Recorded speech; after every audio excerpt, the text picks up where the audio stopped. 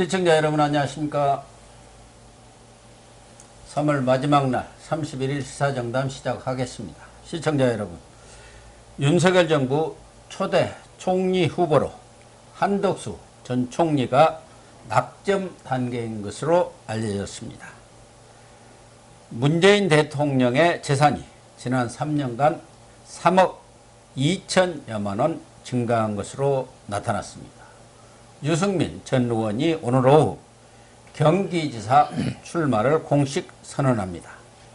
윤영걸 전 매경닷컴 대표님과 오늘의 핫 이슈 짚어보도록 하겠습니다. 안녕하세요. 네, 안녕하세요. 네. 먼저 유승민 전 의원. 네.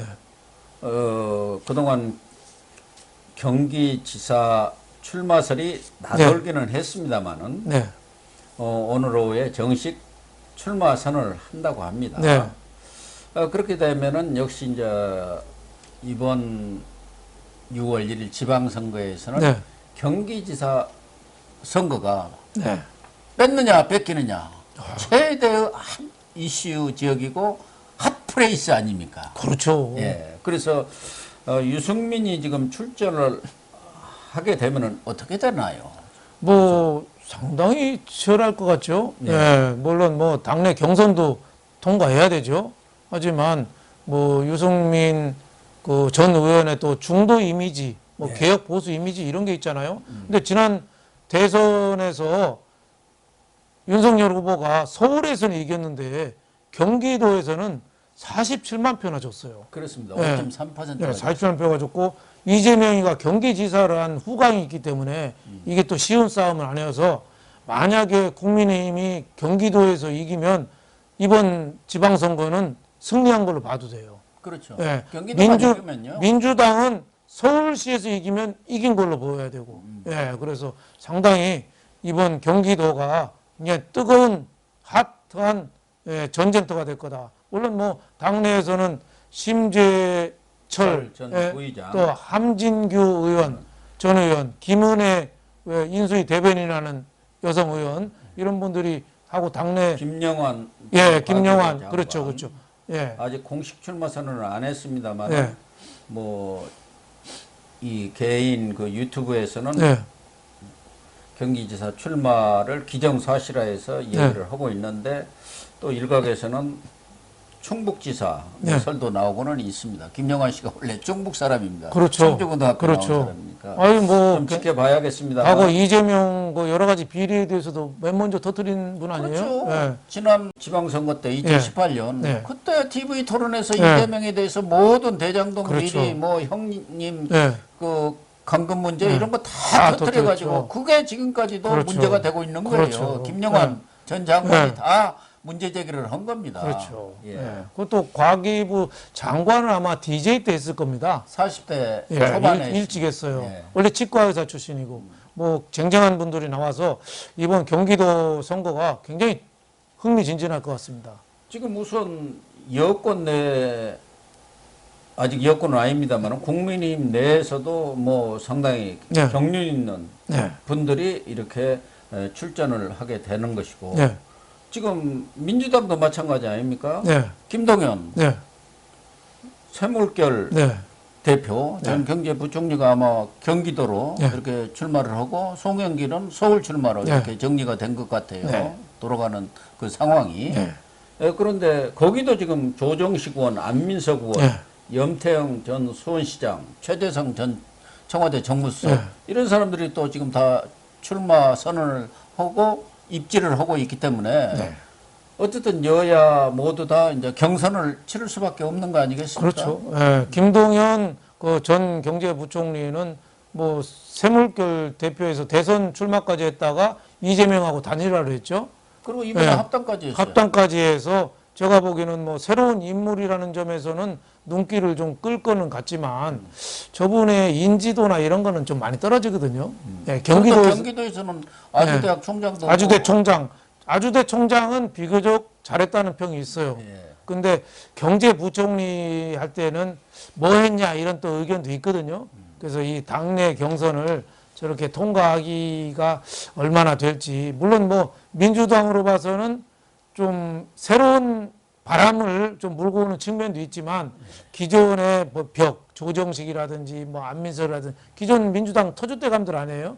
이거를 극복하는 게 쉬울지. 만약에 유승민하고 그 김동연하고 붙는다면은 굉장히 빅매치가 되겠죠. 빅매치가 될 것 같습니다. 그런데 지금 유승민도 사실은 뭐 경기도가 아무 인연도 없고 예. 지난 대선 때도 뭐 한 일이 없지 않습니까? 그렇죠. 끝까지 목리를 나는 이해를 못하는 게 유승민은 왜 목리를 부리고 있냐 이 말이에요.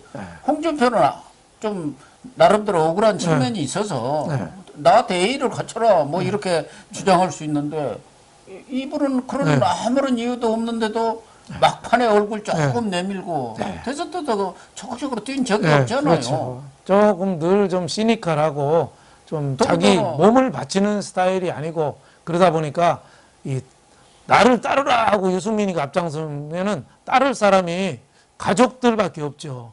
그래서 대구에서 원래 자기 지역구인데 거기 가서는 국회의원도 지금 할 수가 없는 그런 상황이라는 그러니까 거 유승민을 아닙니까? 더 씌워진 이미지가 배신자 프레임이거든요. 물론 뭐 거기다가 본인은 이제 억울하다고 하는데 재승박덕 그렇죠. 이미지. 그런 이미지 이게 아마 과연 경기도에서 이게 먹힐 것인가? 그게 좀 전국적으로는 좀 이제 지난 대선에도 나왔고 그 전 대선에도 나왔기 때문에 인지도는 있을지 모르지만 지역민들한테는 또 저 사람이 우리하고 무슨 관계가 있느냐, 그렇죠. 여기 와서 무슨 노력을 했느냐 그런 것들도 보거든요. 그렇죠. 이 지방자치단체장 선거기 때문에 그렇죠. 대통령 선거가 아니지 않습니까? 그렇죠. 거기다가 지금 유승민 전 의원에 대해서는 이준석 작품 아니냐. 이준석의 어떻게 보면 정치적 사보랄까? 그렇죠. 그런 옛날에 거 아닙니까? 유승민 의원 때 그 국회에서 인턴으로 시작한 거 인턴했고 이준석 아버지가 유승민하고 아마 경북고등학교 같이 나왔을 거예요. 친구 아닙니까? 그러니까 그래서 이준석이가 유승민 대통령 만드는 것이 자신의 꿈이라고 했고 윤석열이 당선되면 나는 해외로 가겠다 뭐 그런 얘기까지 했었지 않습니까? 그렇기 때문에 이준석이가 다시 유승민한테 자기 대선에 어떤 발판을 마련해주고 그런 차원에서 지금 경기지사 나가도록 이렇게 여론 또는 언론 플레이를 하고 있는 것 아니냐는 지적이 계속 나오고 있는 거 아닙니까? 그렇죠. 근데 이제 민주당의 아성이라고 할 수 있는데 경기도가 뭔가 좀 참신한 면에서는 좀 부족한 측면이 있죠. 국민의힘이 뭔가 새로운 인물로 이렇게 좀 뭔가 밀어붙여야 되는데 유승민 전 의원의 그 이미지 이걸로 봐서는 조금 쉬운 게임은 아닐 것 같다. 뭐 이런 생각이 들어요. 유승민 전 의원은 그럴 거예요. 뭐 지금 국회의원도 아니고 다음에 총선에서 어디 또 출마해서 대구 나가도 안 될 것 같고 서울 가도 안 될 것 같고. 하면서도 됐대요. 그런데 경기도 여태까지 어제까지 고민한 게 은퇴할까 뭐 할까 고민했거든요. 근데 지금 나이가 65세예요. 지금 저랑 비슷한 나이인데 놀기는 좀 이른 나이거든요. 그러니까 에라 출마하자 뭐 이런 심리인데 뭐 잘 됐으면 좋겠습니다만은 김동연 그 새물결 대표하고 똑같이 65세죠. 65세끼리 대결인데 둘 다 좀 지역적인 기반이 좀 약하다는 게 흠이 아닌가 이렇게 생각합니다. 그렇죠. 지금 조정식, 안민석 의원 같은 경우는 내가 빠찌를 떼고 나갈 테니까 나한테 공천을 주면은 그러면 이재명 전 후보가 자기 지역에 출마를 해갖고 이번 지방선거에 보궐선거에 나가는 거죠. 그래서 국회의원 금배지를 달고 바람을 일으키면 지방선거에 충분히 전국적인 바람을 다시 일으킬 수 있고 지방선거에서 승기를 잡아가지고 내후년 총선까지도 몰고 갈 수 있다. 그런 뭐 전략을 세우고 있는 것 같고 그렇게 주장들을 하고 있더라고. 그래가지고 이재명 마케팅을 열심히 하는데 이재명 쪽에서는 김동연한테 좀 기울어 있는 그런 느낌도 들죠. 아무래도 단일화 할 때 뭐 김동연이가 손 잡아줬잖아요. 그러니까 뭔가 좀 부채의식도 있다고 봐야죠. 그래서 이재명은 이제 서울시는 송영길 밀고 경기도는 김동연을 밀고 있는 거죠. 근데 송영길을 가지고 언론 플레이를 지금 너무 하고 있더라고요. 갑자기 무슨 절에 가서 있고 또 뭐 사절들이 내려가서 출마해 주고 그게 다 언론 플레이거든요. 그렇죠. 송영길은 그걸 안 해도 지금 타천이 아니라 자천으로 네. 나가고 싶은데 그렇죠. 그런 생각 아닙니까? 뻔하거든요. 네. 그런데 이제 그런 모양새를 갖추고 또 언론 플레이를 하기 위해서 뭐 정성호, 네. 뭐 이재명의 좌장이라는 네. 캠프에 그런 사람들이 내려가서 뭐 김남국이도 내려가고 해가지고 뭐 사진 찍으러 가는 거죠. 네. 네. 해서 송영길을 지금 띄우는 거예요, 사실은.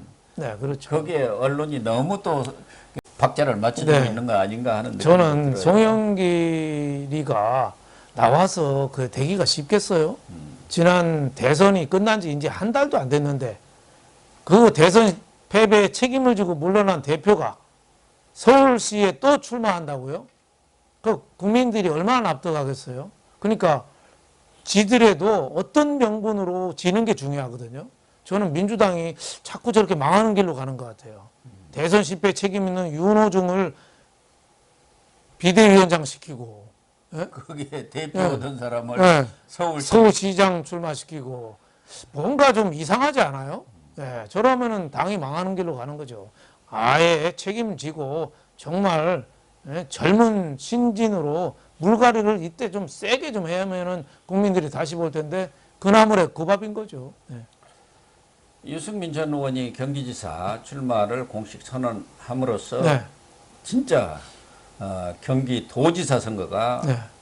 지방선거의 가장 핵심 그 지역이 될 것은 분명한데 네. 과연 유승민, 김동연 이 두 사람이 당내 경선을 통과할지 그게 자체가 문제입니다. 의문입니다. 네. 그렇죠. 그렇게 이 사람들이 당내 경선을 통과하려면은 뭐 전략 공천을 하든가 네. 아니면은 공천의 룰을 네. 좀 바꿔가지고 네. 여론조사 뭐 100%로 한다든가 그렇죠. 그렇게 해야 가능하지 않겠나 네. 하는 생각이 듭니다. 다른 네. 분들은 그 지역에서 아주 정치를 오래 한 사람이고 네. 기반을 다져온 사람들 네, 아닙니까? 그렇습니다. 그렇기 때문에 이렇게 낙하산으로 내려와 갖고 지사 후보가 될 수 있을지는 정말 회의적이지 않을 수가 없습니다. 네. 또 한 지역이 뭐 여야 간에 핫한 것은 아니고 네. 국민의힘 내에서 핫한 지역이 대구 아닙니까? 대구에서 그런데 재밌죠. 거기 권영진 시장이 예. 불출마를 선언했어요. 네. 아마 여러 가지 생각을 한 것 같은데 언론에서는 코로나 이 극복에 너무 매진을 해서 건강이 뭐 좋지 않다느니 네. 또 여론조사상에 그렇게 높게 나오지 않기 네. 때문에 했다 뭐 여러 관측들이 있는데 그래서 이제 홍준표 네. 의원 그리고 김재원 네. 전 최고위원 네. 그리고 박근혜 전 대통령의 핵심 측근이라 할 수 그렇죠. 있는 유영하 변호사 네.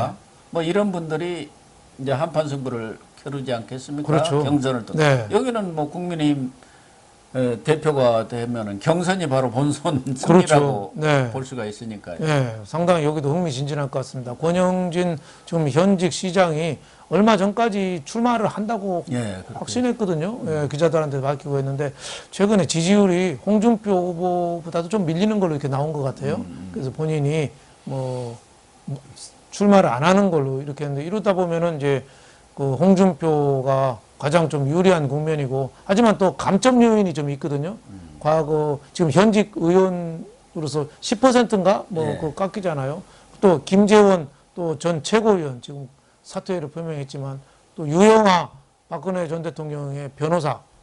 근데 이진석 전 뭐 대전 네. MBC 네, 이진석 거기도 나온다고 그러죠. 입지를 하는데 네. 차기 총선을 겨냥한 출마 경선 네. 아닌가 그렇게 네. 보여지기는 합니다. 그래서 일각에서는 유영하 변호사는 아마 홍준표가 대구시장 나가면은 홍준표 지역이 공석이잖아요.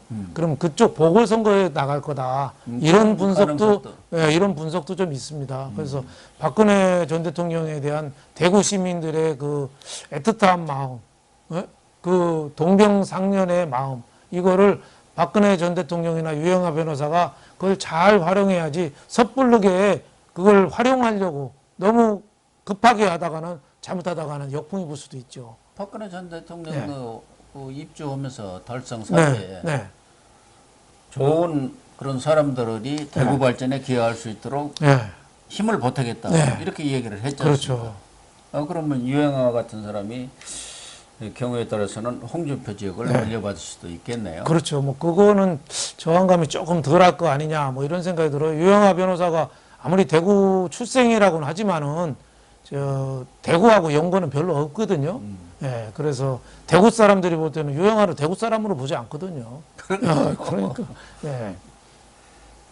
어쨌든 대구 지역도 그동안 상당히 난장판 아니냐 뭐 이런 네. 얘기까지 나왔습니다만은 이게 정리가 돼 가는 것 같고 네. 참 홍준표 의원 대단하구나 네. 하는 생각이 듭니다. 네. 권영진 현 시장의 사태에는 홍준표 의원의 예. 역할이랄까 그렇죠. 뭐 막후 노력이 많이 네. 작용했지 않나 하는 네. 생각도 들고 특히 홍준표 여기도 지금 이준석하고 네. 이렇게 잘 케미가 맞는 사람 아닙니까? 그렇죠. 또 이준석이가 울산에 김범수라고 네. 의원 네. 거기도 또 미는 것 같아요. 네. 그 비서실장인가 했잖아요. 네, 네, 그렇습니다. 김병수 동생 아닙니까? 부산의 김병수 네. 의원. 그렇죠. 네. 그래서 이준석이가 나름대로 이렇게 포석을 쫙 짜는 것 같은 네. 느낌도 듭니다. 네. 그런데 얼마 전에 뭐 김종인 전 비대위원장이 이준석 대표를 좀 뭐 비판한 게 있나요? 네, 보니까 뭐 그렇게도 나와 있더라고요. 장애인들 네. 지하철 시위하는 거에 대해서 이준석 대표가 좀 장애인들을 비판을 세게 했거든요. 네. 그래서 좀 너무 나서지 마라. 뭐 이런 식으로 해서 약자와 동행을 그렇죠. 김종인 전 예. 위원장은 아주 강조를 했지 그렇죠. 않습니까? 예. 약자들이죠. 예. 근데 이준석 대표가 그것 때문에 약한 장애인들을 비판하느냐. 그 장애인 시설 때문에 철도 그 방해한 거, 운행 지연 방해하는 거 하는데 저는 이준석이가 당 내외에서 비난은 많이 받는데 정치적으로는 그렇게 큰 손해 본 것 같지는 않아요. 예, 그런 것 같습니다. 예, 옳은 소리를 그래도 할 줄 안다. 뭐 이런 시각이 좀 있는 거 아닌가. 시각이 많이 있는 저도 것 같더라고요. 출퇴근할 때 서울역에서 장애인들 시위하면은 저 지하철이 오이도까지 다 밀립니다. 꼼짝 안 해요. 그렇죠. 그날 출근을 포기해야 돼요. 그럴 정도로 이 피해가 막심한데 누구도 장애인이라는 이유로 아무도 얘기 안 하거든요. 예. 근데 이준석은 그걸 얘기를 하는 거예요. 그래서 당 내외 비판이 굉장히 많아요. 많긴 하지만 아 그래도 할 얘기는 하는 또 그거는 있네. 뭐 이런 점에서 이준석에 대한 여론이 좀 찬 부가 왔다 갔다 하는 것 같습니다. 어쨌든 이번 네. 지방선거에서 네. 확실히 네. 국민의힘이 승리를 거둬야만이 네. 윤석열 정부가 순항을 할 수 그렇죠. 있는 그 토대가 마련이 되지 그렇죠. 않습니까? 그렇죠. 만약 지방선거에서 패다 네. 그런 결과가 나오는 경우에는 패한다는 게 아까 말씀하신 대로 경기도 같은데 네. 1,300만입니다. 우리 인구의 3분의 1을 그렇죠. 점하고 있는 지역이에요. 네. 그렇죠. 그랬을 경우 민주당이 이제 기세 등등할 것 아니겠습니까? 그렇죠. 그렇죠. 거기다 172석 아닙니까? 그래서 저는 윤석열 당선인이 정말 전략적인 선택을 잘해야 된다고 봐요. 예. 해야 되는 일이 있고 할 수 있는 일이 있거든요. 해야 되는 일이 있지만 당장 할 수 없는 일이 있어요. 그 시기를 잘 분산해야 된다고 봐요. 제일 급한 거, 쉬운 거는 6일 지방선거 전에 하는 거예요. 그 다음 급한 거는 지방선거 이후에 하는 거예요. 예. 그래야겠죠. 네. 그리고 진짜 어려운 거는 2년 후에 총선.